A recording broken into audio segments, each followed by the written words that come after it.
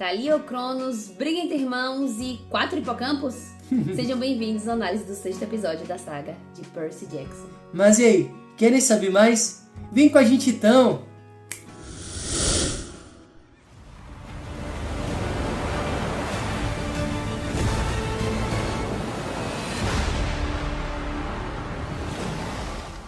Fala, meus semideuses! Meu nome é Cássio Reis. Meu nome é Raíza Gomes. Sejam muito bem-vindos de volta à Colina Meu Sangue. E aí, como é que vocês estão? E aí, vocês estão preparados para os últimos episódios, né? Nesse momento que a gente está gravando a análise do 6º episódio. Na verdade, a gente já está se encaminhando para o 8º episódio, né? Então, falta apenas um episódio para acabar a 2ª temporada de Percy Jackson. Vocês estão preparados para isso? Porque eu não estou preparada não, mas a expectativa é que a Maldição do Titã ainda saia em 2026. Então, talvez eu me prepare até lá. Iniciando nossa análise aqui desse 6º episódio, né? Uma coisa que eu achei muito interessante foi que Rai comentou que esse episódio traz muito uma semelhança com o momento da queda de Percy, certo? Quando ele cai lá do arco, né? Ah, sim, as referências, na verdade, o paralelo entre a descoberta de poderes entre Percy e a descoberta de poderes de Tyson, né? A cena, os dois estão dentro da água, não sabem exatamente que respiram embaixo d'água, então eles começam a ter essa percepção de respirar embaixo d'água. A cena, inclusive, é relativamente parecida, tirando a coloração, que a coloração da queda de Percy é meio amarelada, né? Por conta da própria poluição, Por conta né? da própria poluição. E eu acho que lá é um rio. Isso. Acho que, se não me engano, é um rio. Então a cena começa exatamente com isso, com Tyson embaixo d'água, percebendo que ele consegue respirar. E ele encontra novamente o colar de Annabeth. A pulseira. A pulseira, né? A pulseira de Annabeth, né, dos donuts. Desculpa, dos donuts monstros. Isso. E então essa foi uma correlação bacana que mostra um momento assim, de descoberta desses dois personagens. A gente, na verdade, acompanha 2 filhos de Poseidon, por assim dizer, se descobrindo filhos de Poseidon. E ao longo dessa 2ª temporada, é interessante também que a gente vai vendo Percy se descobrindo enquanto filho de Poseidon. Ele percebendo que tem outras habilidades de Poseidon, né? Uma coisa que a gente vai comentar mais pra frente é que aqui a gente também tem ele descobrindo outras coisas relacionadas não apenas à água. Os poderes de Poseidon relacionados não apenas à água. Verdade. Peguei a referência. E aí a cena muda, né? Mostra o Percy tendo um pesadelo, mais uma vez. Um pesadelo. E aí vem uma grande dúvida que eu fiquei chocado na hora da cena, não vou mentir. Que eu falei assim, meu Deus do céu, tão cagando com o episódio. Foi quando apareceu a imagem de Cronos entrando e ele lançou um raio. Você se lembra? Foi. Cássia reclamando, não é possível. Se for pra ser Cronos, tinha que paralisar o tempo. Um raio. Isso daí é uma característica de Zeus. Ele aqui, completamente coringando do meu lado, enquanto a gente assistia. Aí, de repente, a gente fala, oh meu Deus, não é Cronos. E era a Thalia. Então, a gente tem aqui uma Thalia, uma visão, na verdade, de que Percy tem com Thalia atacando os campistas do acampamento, certo? Não é ele, é ela. E é Thalia, não é Cronos. Mas assim, a gente já vê não vê necessariamente na cama, né? Vê os mortos. Já mortos, ela entra.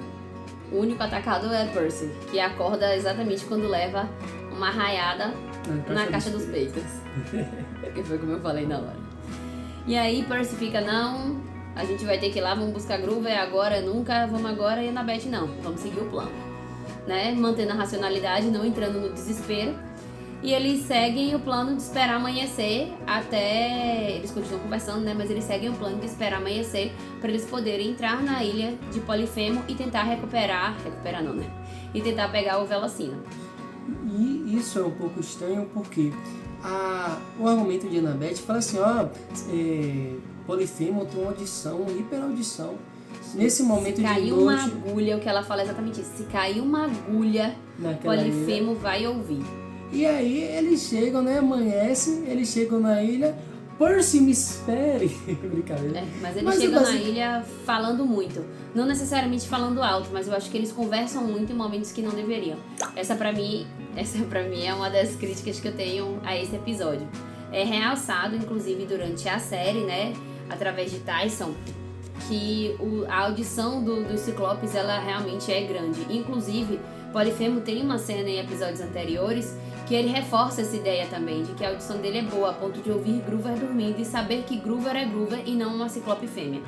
Então, isso é o tempo inteiro reforçado. Inclusive, nesse episódio, logo depois da cena que eles estão no barco conversando, é reforçada essa ideia de que ele ouve e que ele aprende também as vozes. Então, eu acho que eles ficam falando muito na cena. E pra mim, tem a cena que, pra mim, aquilo dali é inconcebível pra mim.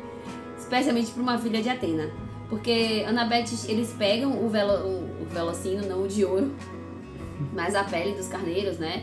E carneiro, ovelha, pode, não sei. Eles vestem, eles pegam essa pele pra vestir. E Annabeth fala, me segue, bé. Não entendi por quê. Não entendi qual o motivo, não entendi qual a razão, não entendi qual a circunstância pra isso. Pra mim não fez muito sentido, porque eu acho que sendo um ciclope com uma super audição, ele ia conseguir perceber a diferença entre um animal fazendo um seu barulho natural, né? Embora também tenham tons, timbragens, vozes diferentes dos animais. E uma pessoa imitando um animal, né? Especialmente no caso de Percy, que ele já ouviu a voz através do sonho de Groover. Então eu achei que foi uma cena que pra mim não fez muito sentido, particularmente. Demonstra mais uma vez uma hiperaudição, né? Porque como é que ele chegou, qual a forma de poder que o Ciclope tem pra conseguir entrar no sonho e conseguir ouvir? Eu suponho que eles estavam falando, e provavelmente em alguns momentos Groover estava falando com a voz de Percy. Eu acredito que essa seria a explicação da conexão empática pra Polifemo saber qual seria a voz de Percy. Porque em determinado momento, pelo que eu entendi, realmente é a voz de Percy. E aí vem uma cena interessante também, né? Continuando falando sobre Polifemo. Clarice e Groover estão amarrados e Polifemo vai falando, por assim dizer, seu arsenal, já que ele utiliza as vozes que ele sabe como armas. Então, ele vai utilizando essas vozes que ele conhece e segurando o crânio dos sátiros. Então, eu acho que é uma cena que é pra pegar realmente num local muito dolorido, especialmente de Groover. Então, assim, todos os sátiros que foram até a ilha, né, de Polifemo, ele guardou as cabeças, né, o crânio desses sátiros, e isso desperta uma dúvida muito grande em Groover. Vem cá, como é que como é que o Velocino tem o mesmo cheiro de pão? Aí, eu não lembro se é nesse episódio necessariamente, né, porque essa altura minha cabeça já tá meio confusa. Mas eu sei que Polifemo, nessa situação especificamente, ele responde que foi Pan que levou o Velocino até lá. Aí vem uma coisa que a gente precisa pontuar. A ilha de Polifemo. Eu achei a ilha muito árida. Eu achei que a ilha tinha que ser um pouco mais tropical, que a gente teria mais vegetação. Eu achei ela relativamente seca. Ela parece um deserto, né? Pra demonstrar a magia do Velocino na ilha, e até após a retirada, que ele não estava empedurado nada. Talvez seja até por isso, porque não estava empedurado mais. Estava guardado. Pode ser. Mas eu achei eu esperava que fosse mais verde, mais florida, com mais vida, com aquela sensação de vida. Ela tem, quando você assiste a cena, ela tem um ar meio desértico. Parece algo meio deserto, algo meio árido mesmo, né? Parece a Caatinga. Como Caatinga é um bioma exclusivamente brasileiro. Mas tá aparecendo. Não quis usar esse termo. Mas ele tá aparecendo. Sim. E outra coisa, faltaram os animais que eu digo assim. As ovelhas carnívoras. Gigantes carnívoras, certo? Eu acho que não seria muito absurdo assim manter eles entrando empedurados, né? Que em vários filmes já mostrou isso, certo? Eu acho até que no próprio Mar de Monstros, né? Não demonstrou assim não, quando eles entraram no filme. Tô até na dúvida aqui agora. Não lembro não. Lembro pouquíssima coisa do filme de Mar de Monstros. E assim, eles em determinados momentos eles pararam de utilizar o velocino da ovelha normal, né? Sim. E assim, o cheiro do filho de um Poseidon, de um semideus, é muito forte. Isso é uma coisa importante de ressaltar, né?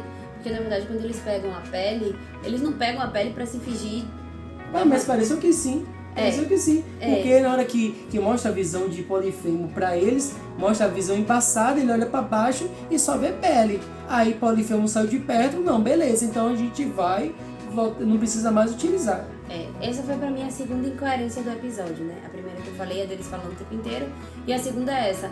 O Velocino, eles falam inclusive no episódio que era a forma deles mascararem o cheiro, e de repente serve apenas pra esconder da visão de Polifemo, sendo que, nesse caso, eu acho que o nariz seria mais importante do que a visão, porque a visão ele já não tem muito.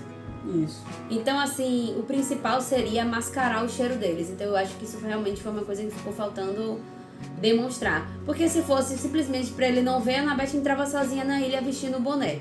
Um boné na cabeça. Eu acho que essa parte do Bé mesmo foi somente pra ser um conteúdo mais engraçado. Acabou. Porque eu acho que faltou um pouquinho de lógica nesse sentido. Especialmente porque vem de Annabeth, que é pra ser a filha da sabedoria. Ela que manda... Eu não entendi muito bem essa cena, não. A cena mexeu em um local sensível aí. Beleza. No caso, o local sensível. Tem outra coisa que a gente precisa falar, né? Divina. A gente precisa falar também da comunicação de Luke com a Annabeth. Sim, Annabeth, ó. Luke liga pra Annabeth por chamada de Iris, né? Inclusive, a gente vê no outro episódio que não tá podendo mais ter chamada de Iris. E essa cena da chamada ela é interessante por dois motivos, né? Ele conversa com ela, tenta alertar ela de um perigo com relação a Polifemo e ela não tô sabendo, fique em paz. Mas eu acho que ela se alonga muito na mensagem, e uma das coisas que Cássio tinha pontuado quando a gente assistiu foi que não faria sentido porque ela precisaria atender a ligação.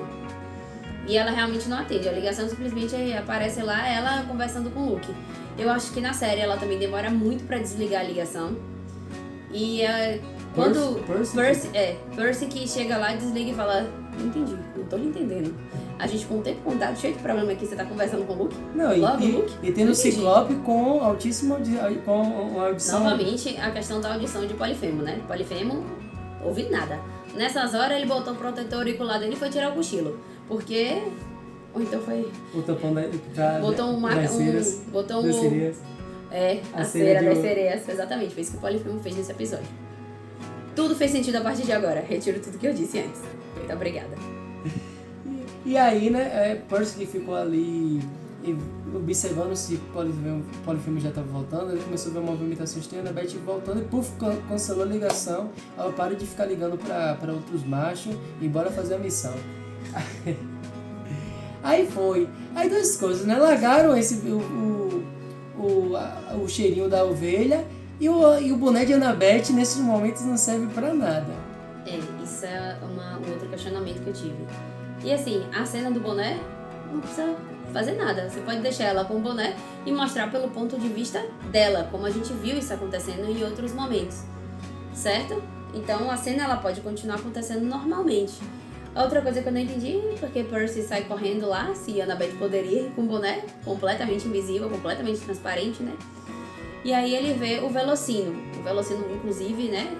Quem já assistiu sabe que não é o verdadeiro, mas está muito mal pintado e pingando tinta. Inclusive, na cena que Polifemo mostra os crânios dos sátiros, ele tem um determinado momento que mostra uma pá pingando tinta dourada. Tanto que na hora eu falei com você, oxe, é sangue de Deus? Na hora eu brinquei, eu falei, porque não sabia o que era a princípio, né? Então depois quando eu vi o Velocino eu falei, tá pintado, não é verdadeiro. E novamente, aí tem a cena dele indo buscar o Velocino, o Percy corre pra um lado, corre pro outro, falando, aqui, Grover não tá sozinho. Enquanto isso, Polifemo, com a cera de abelha no ouvido, não ouve nada. Então, né, só que, como o Velocino não é o verdadeiro, a gente já sabe, né, que é uma armadilha de Polifemo. Então, ele não está com a cera no ouvido. Ele está fingindo que tá com a cera no ouvido. Então, tudo que eles fazem na ilha, na verdade, é tudo monitorado, basicamente, por Polifemo. Na sequência, a gente vê Percy se comunica ali com Grover e ele percebe que tem Clarice e Grover. E aí tem uma cena que é... duas cenas, na verdade, de Clarice que é pra ser engraçada. Uma, Clarice simplesmente levantando um senhor quadríceps e posterior, levantando do chão, deixando o Groover com as perninhas assim pra cima, balançando, parecendo aquela coreografia de Anitta. Com as patinhas balançando. As patinhas balançando, exatamente, as patinhas balançando, quebra o vidro, e é assim que eles conseguem, por assim dizer, cortar a corda que tá amarrando eles. E eles tentam, quando o Percy volta, depois de conversar com a Annabeth, quando o Percy volta, eles tentam avisar, é uma armadilha, não desça. Annabeth olha pra cima, percebe que tá pingando tinta dourada e fala, é uma armadilha, Percy. E aí, pronto, nessa altura, Polifemo já tá vindo voando, dentro do possível, considerando o tamanho dele, né? Então, ele volta e... Polifemo volta enquanto o Percy tá descendo, escalando ali, descendo a corda. E aí a Annabeth percebe tudo isso, bota o boné e fala assim, é uma armadilha, fim das contas. Polifemo vê que Percy tá lá, derruba a corda, corta a corda, não sei exatamente. Ele bate com a pedra e parte a corda. Me pareceu que era cortar a corda, mas enfim. Ele corta a corda, Percy cai lá embaixo, numa cena maravilhosa, que é simplesmente Percy caindo no colo de Clarice novamente. Que bíceps, meus amigos, que bíceps tem essa filha de Ares, porque pernas fortes, braços fortes. Nossa, a Graciane Barbosa, ou melhor, a Graciane Barbosa do Olimpo, porque a nossa gente já tem... O pior é que o Percy tá caindo ali de uns 4 metros. Ele tá caindo de uma altura alta, não haja força nas pernas e nos braços pra segurar aquele impacto, né? Mas a gente abraça, porque a cena é boa. Eu achei mais, acho que ali dava uns 8 metros, eu tô falando 4 assim, mas ele foi bem alto mesmo. Não sei a altura, mas a cena é muito boa. Alto. A cena é boa de ver. E aí, beleza, a gente tem também, né, Annabeth analisando toda essa situação do que tá acontecendo. E assim, eu acho que faltou... E ela vira... A gente esqueceu de falar da cena de Luke. Do quê? A cena de Luke. Eu falei que tinha duas coisas interessantes na cena de Luke. As duas coisas que eu falei, né? A primeira é que a gente, logo quando desliga a ligação, né? Ellison aparece e pergunta pra Luke, por que você ainda se importa com ela, você se preocupa com ela? E ele fala, não é nada disso, eu tava querendo reconhecer e fazer reconhecimento da área. Na sequência ele pega Mordecostas, abre um portal e brota lá na ilha de Polifemo. Pronto. Enquanto isso acontece, a gente tá tendo a situação de Percy sendo derrubado por Polifemo e caindo no colo de Clarice. Pronto. Quando já tá em Percy, Clarice e Groover na caverna, Groover começa a farejar e percebe que o Velocino está por ali. E que Polifemo não deixaria o Velocino muito longe dele. Então então tá ali dentro daquela caverna. Então ele vai seguindo o nariz dele, o faro, né? Pra chegar até onde está o Velocino. Ou seja, mostrando pra gente que ele é o quê? Um excelente buscador. Verdade. E aí, né, Luke chega... Annabeth corre primeiro. Annabeth... Tem a cena de ninguém. Tem a cena de ninguém, Annabeth corre. E aí, Luke vê ela correndo e segue em direção para tentar conseguir o Velocino. E acaba percebendo que o Velocino é falso, né? Isso. Ele percebe... eu achei que ele ia perceber até mais rápido. Eu achei que na hora que ele tocasse, ele ia perceber que era falso. Ele ainda leva um tempo admirando a beleza do Velocino até perceber que a mão tá dourada. Quando ele percebe, enquanto isso está acontecendo, o Polifemo olha lá pra cima e vê que tem mais alguém lá em cima, né? Já que ele não tá vendo o Annabeth. Ele sentiu que o Velocino foi pego. É verdade. Ele sente que o Velocino foi pego. Então ele volta. Quando ele volta, a gente tem Luke lá em cima da árvore e ele percebe a Annabeth voltando correndo. E aí ele se esconde de alguma forma e Polifemo tranca eles na caverna. Eles estão trancados na caverna, né, na verdade. Polifemo aparece lá, percebe o que acontece, vai reclamar, o Velocino é meu.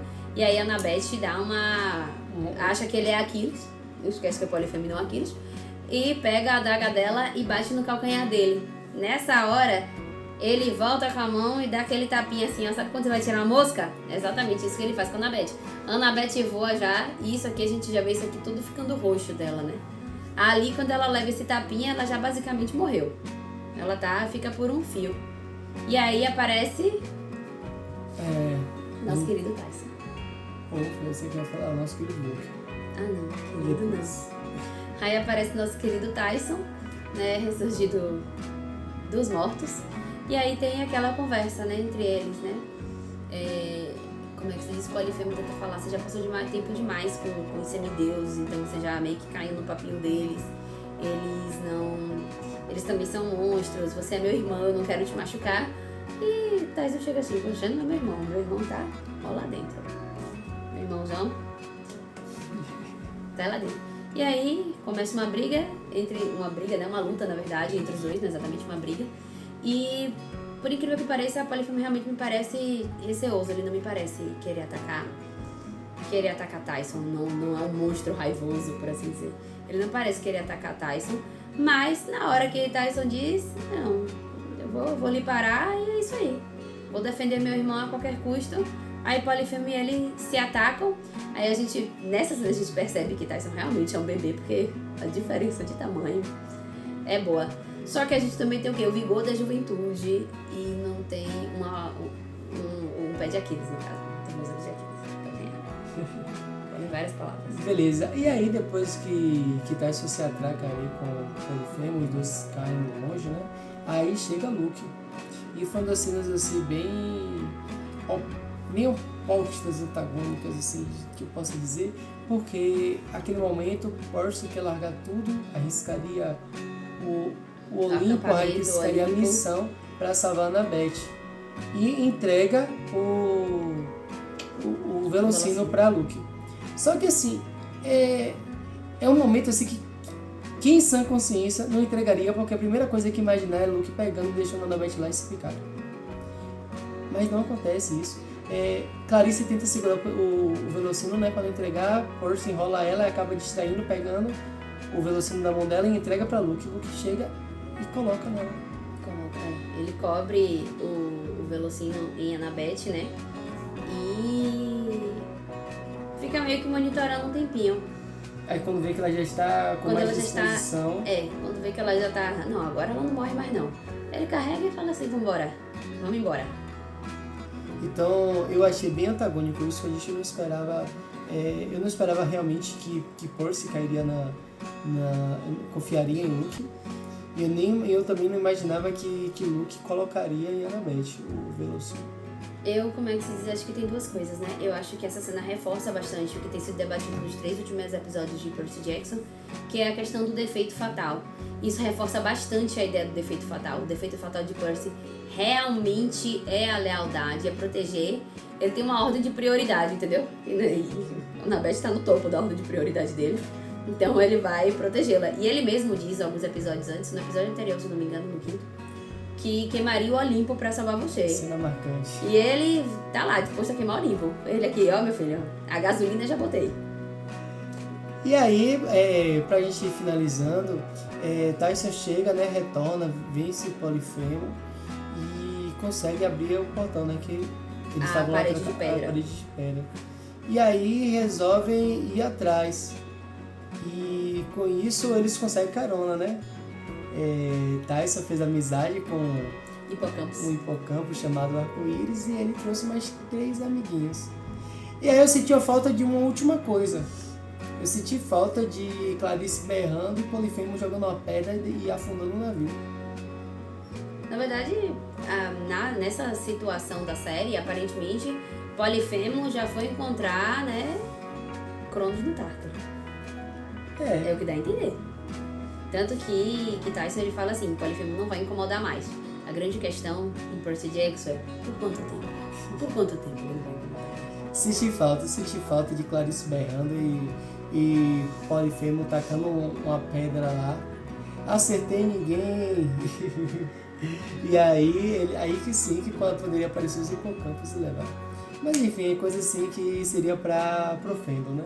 Uma coisa assim pra agradar quem lê os livros. Mas também ia ser engraçado, viu? Eu achei bem interessante o fato de terem colocado 4 hipocampos. Eu acho que acaba trazendo uma certa diferença com relação ao livro e acaba tendo um fanservice bem legal. Porque quando no segundo episódio a gente fica na expectativa de que apareça Arco-Íris. Arco-Íris não aparece pra tirar eles do acampamento. Então nessa cena de repente aparecem 4 hipocampos. É uma cena bem rápida, bem breve, bem econômica, no sentido de CGI, mas eu acho que ela funciona muito bem e pega bem no coração dos fãs mais antigos. Então é isso aí, meus semideuses. Essa foi a nossa análise desse querido episódio, certo? Então aguardem para a análise do 7º episódio. E do 8º. E do 8º. Então é isso aí, meus semideuses. Aquele abraço. Fui. Fui!